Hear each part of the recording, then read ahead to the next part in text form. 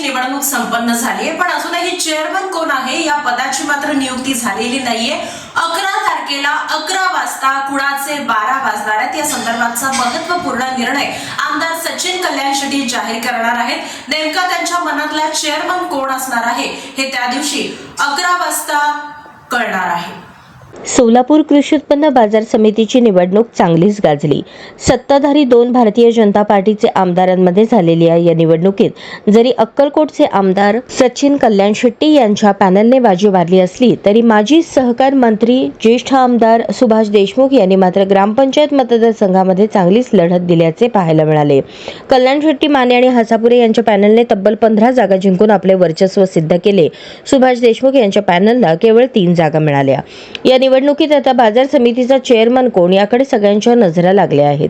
अनेकांच्या मते दिलीप माने हे चेअरमन होतील अशीही चर्चा ऐकण्यास मिळत असून सुरेश हसापुरे यांच्या नावाचीही चर्चा आहे.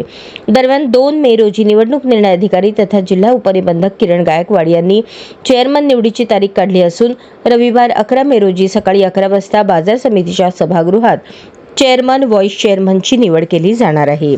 सचिन कल्याण शेट्टी यांनी पॅनल करताना राज्याचे मुख्यमंत्री देवेंद्र फडणवीस यांच्याशी चर्चा करूनच या निवडणुकीत उडी घेतल्याचे सांगण्यात आले आणि चेअरमन पदाचा निर्णय सुद्धा मुख्यमंत्री फडणवीस हेच घेतील असेही नेते म्हणाले होते. त्यामुळे आता येत्या रविवारी चेअरमन पदाची माळ कोणाच्या गळ्यात पडणार याची उत्सुकता असून सचिन कल्याण शेट्टी यांच्या मनातील तो चेअरमन कोण असे प्रश्न उपस्थित केले जात आहेत.